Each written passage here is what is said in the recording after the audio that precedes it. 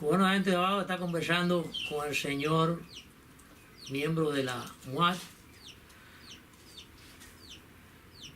Manuel Cuesta Murúa. Me gusta que diga el nombre, no me gusta yo decirlo. Exactamente. Siempre me Eso ha... está bien, eso está bien. Porque a mí me gusta, ¿sabes por qué? Porque a mí me gusta cuando yo voy a decir algo, decir mi nombre y mis apellidos.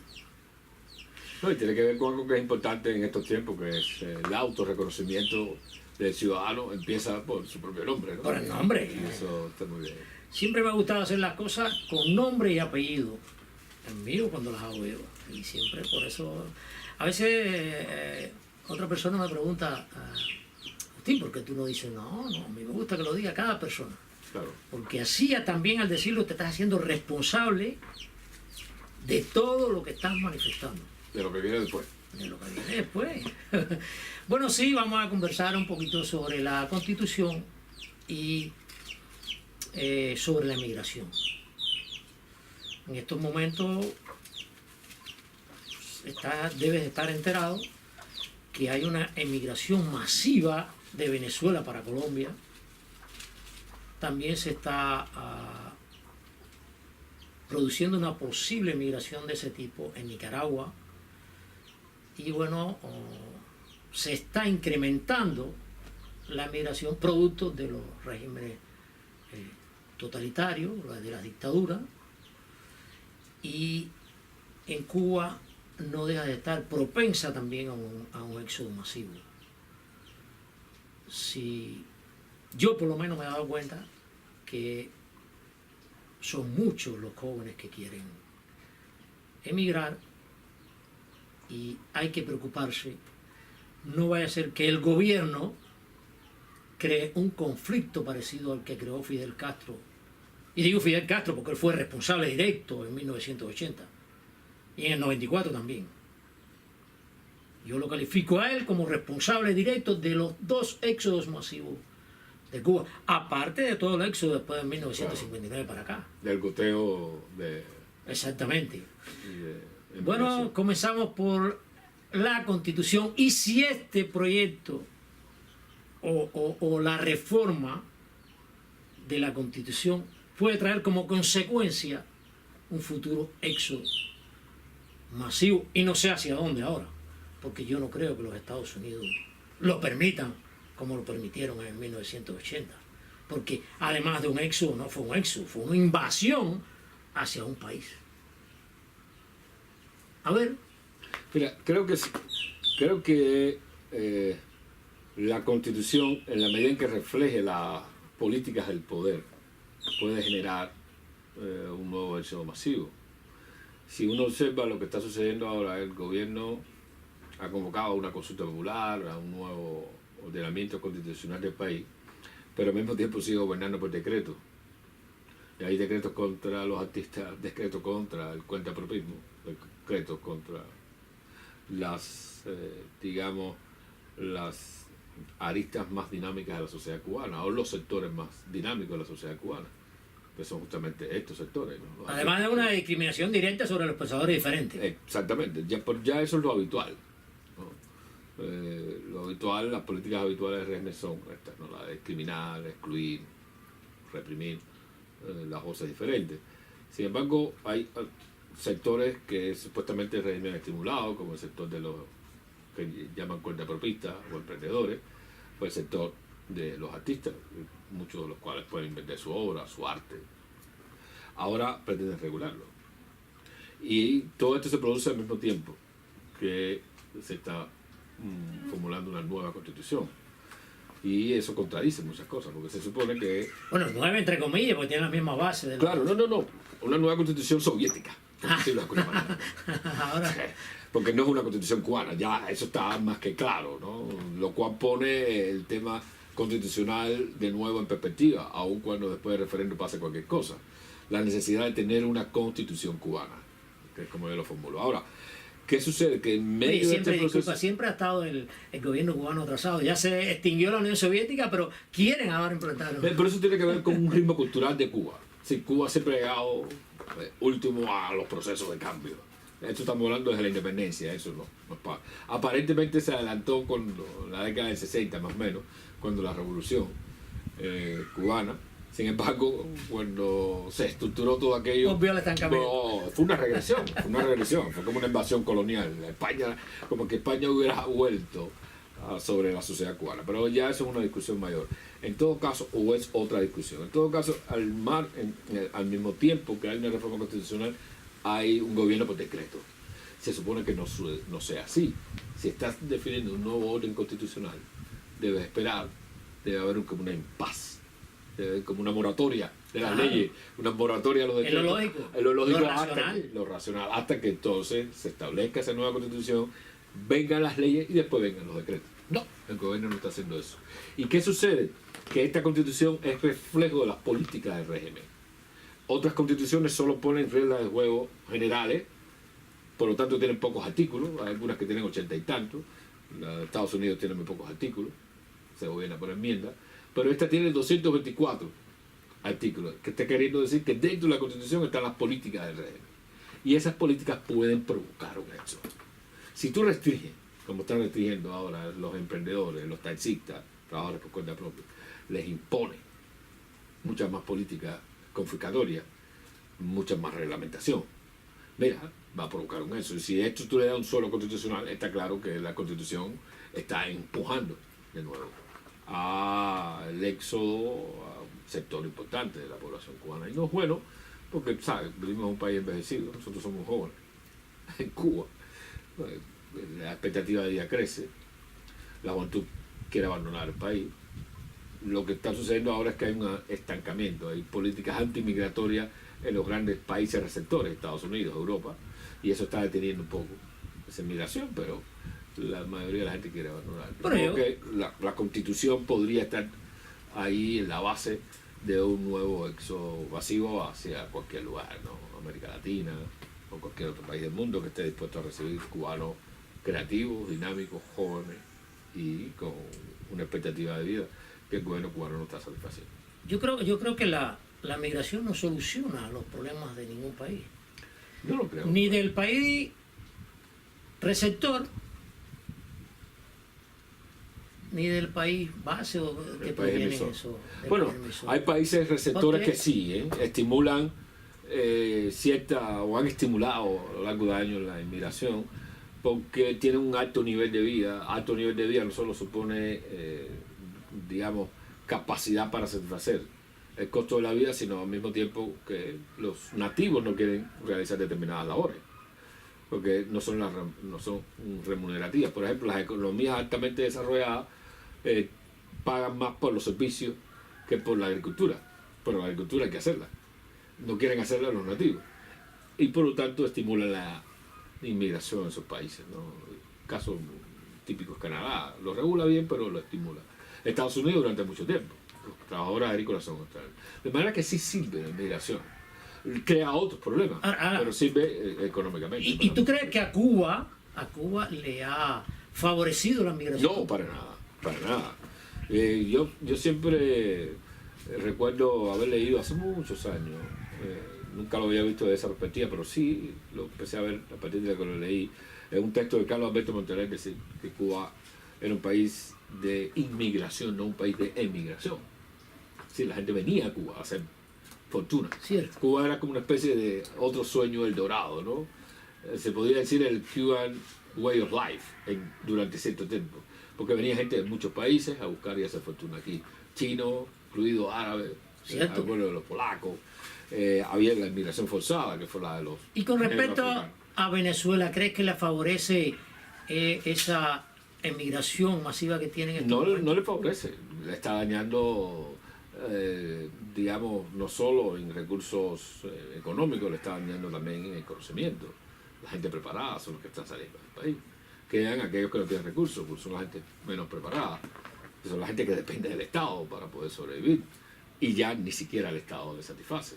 De manera que eso desestructura la nación. Entonces considera desestructurada como en algún momento lo tuvo Cuba. ¿Considera que es un error entonces esas grandes inversiones que están dedicando países poderosos económicamente, vamos a decir, precisamente como los Estados Unidos, en ayudar a conformar esa migración?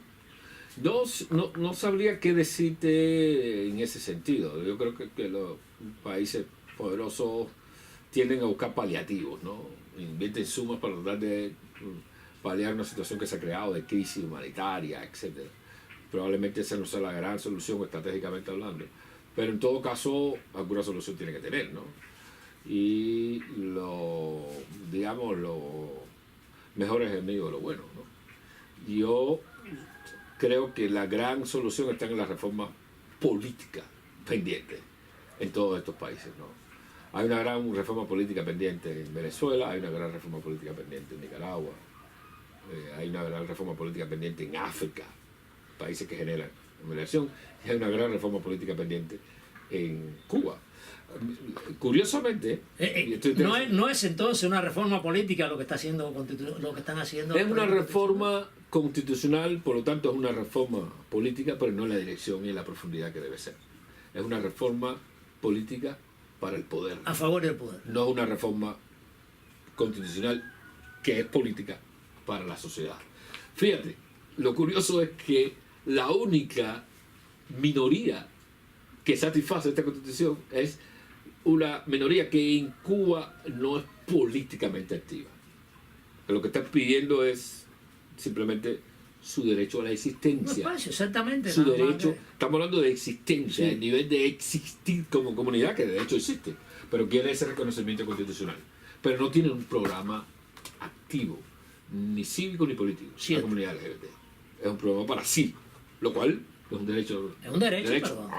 Yo particularmente he tenido y tengo muchos amigos en la comunidad LGBTI y siempre he favorecido sus derechos. Pero en todo caso es un derecho a la existencia. No es un derecho no es un derecho para. El derecho para no lo reconoce en la Constitución, que es el derecho para cambiar. Del pensador diferente. Del pensador diferente, de minorías activas. Fíjate que reconoce a la comunidad LGBTI y de pronto a la comunidad artística le empieza a dar un paso atrás con la comunidad artística, porque la comunidad artística está proponiendo tiene un proyecto cívico y un proyecto cultural distinto del poder, suponiendo que el poder tuviera alguno. No creo que el poder tenga alguno. El poder lo que tiene la capacidad de cooptar artistas y decirle canta para mí, pinta para mí, que es lo que ha hecho durante los últimos 20 años. De adueñarse de la creación. De la creación. Pero al tiempo que reconoce a la comunidad LGBTI la existencia, da un paso atrás con los artistas. De modo que no es una reforma constitucional para la sociedad, sino una reforma constitucional para el poder, que se adorna de ciertas cosas y de ciertas trampas.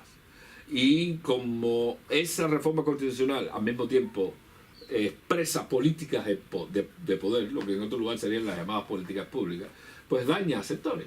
Y probablemente mucha gente está pensando de nuevo, bueno, ¿cómo hago las maletas para irme de Cuba?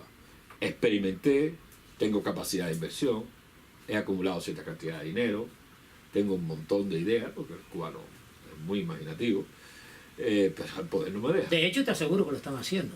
Y probablemente lo estén haciendo mucha gente, no lo conozco toda la comunidad en ese sentido, ¿no? Por eso yo creo que es un gran momento de la reforma constitucional. Solo si la convertimos en una reforma constitucional efectiva para los ciudadanos. Si los ciudadanos lo convertimos en una oportunidad para nosotros, yo creo que es un gran momento y eso lo estamos tratando de hacer. Luego está claro que debe ser una agenda permanente, no puede ser una agenda solo para un momento, que culmine el 24 de febrero. Hay que utilizar todos los espacios. Cuando tú lees la Constitución, el proyecto de Constitución, te das cuenta que una cosa contradice a la otra, un cuerpo contradice al otro. Y yo creo que hay que poner de relieve esas contradicciones, dos, utilizar los espacios para tratar de empujar un movimiento de reforma constitucional permanente desde abajo, desde la ciudadanía, en los aspectos que son importantes, para que la ciudadanía asuma lo que tiene que asumir, que es la soberanía del Estado, la soberanía del país, ¿no? Y no más el Partido Comunista. Fíjate que la discusión no es ideológica. Y lo que demuestra que la discusión no es ideológica es que ponen en el artículo 5 partido único. Lo que les interesa es que sea único. Ya lo otro es adorno. Marxista, leninista, fidelista, martiana, eso es un adorno para darle cierto barniz ideológico de pensamiento. Pero lo único importante ahí es que sea único, que no lo decía en la Constitución anterior. El artículo 5 reformado no decía único. Porque antes sí era un debate ideológico, ya ahora no es ideológico, y lo que tratan es de fijar el poder. Nosotros somos los únicos que podemos gobernar. Haz determinadas cosas tal y como nosotros te las permitamos. Lo único que no puede pasar es que tú accedas al poder. Entonces, yo creo que eso debe quedar claro, y ahí están las trampas de la Constitución actual y de este movimiento constitucional del poder, y ahí yo creo que debemos trabajar permanentemente con la ciudadanía, todos los que quieran sumarse a esto. En la MOAD, que es muy amplia y muy diversa, yo soy miembro de esa concertación, hay un sector que estamos tratando de empujar esta visión, hay un sector que está más tranquilo, pensando en otras cosas. Eso está muy bien, la MOAD es flexible y abierta y plural, no debe tener una única estrategia, pero en todo caso yo creo que es un momento de instalar la conversación sobre la narrativa constitucional de una manera permanente, invitando a los ciudadanos y mezclándonos todos con ellos e empujando siempre desde abajo, desde la soberanía, que es lo que yo creo profundamente. La soberanía del pueblo, la soberanía de los ciudadanos, yo creo que esa es la base fundamental de cualquier Estado moderno, y sobre eso. Una reforma constitucional profunda solucionaría el referendo que siempre ha tenido el país, no, el gobierno, desde 1959 para acá con los Estados Unidos. Evitaría no solo los éxodos, sino la constante migración de nuestros mejores cubanos, diría yo, para los Estados Unidos. Podría evitar la reforma constitucional pendiente en Cuba va por dos aristas. Una, la reforma política. Dos, la inclusión. Si en una reforma constitucional se abre a la pluralidad de Cuba y una reforma constitucional incluye a todos los ciudadanos cubanos, ya, la solución del problema. ¿Qué problema teníamos antes con Estados Unidos?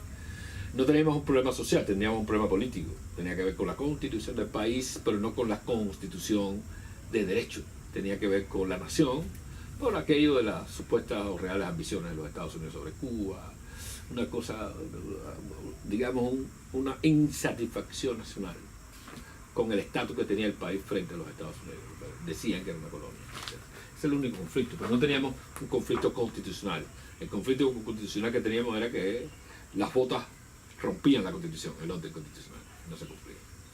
Por lo tanto, no había el problema de la inclusión. Con el 59 se creó el problema de la inclusión. Empezaron a ser excluidos un montón de gente. Si hay que hacer una reforma constitucional, hay que volver a la inclusión. La inclusión parte desde la ciudadanía, todos iguales. Un país de iguales. No un país en el que todos somos iguales, pero hay unos que son más iguales que otros, que son los llamados revolucionarios que siguen el poder. Si la Constitución no resuelve ese dilema revolucionario ciudadano, bueno, no hay inclusión. Luego está la inclusión política, el pluralismo natural de una sociedad moderna como la cubana, fundada en el siglo XIX, donde había un montón de ideologías, ya liberales, conservadores, pluripartidismo, socialistas, socialdemócratas, todo lo que fuera. Y todo tenía un poco más o menos su espacio. Su espacio. Entonces el pluralismo ciudadano, que se convierte en pluripartidismo, porque es la organización de los ciudadanos según sus preferencias políticas. Ya.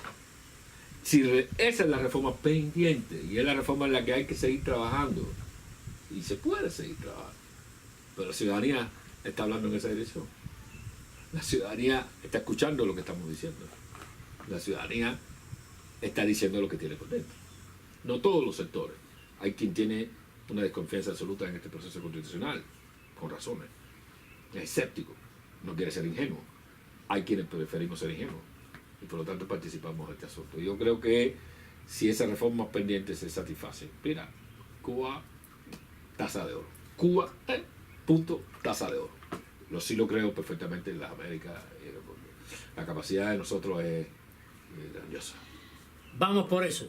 Seguimos en constitución desde cualquier parte de Cuba o en algo inconstitucional que quiere imponer el poder. Así me puede ver. Bueno.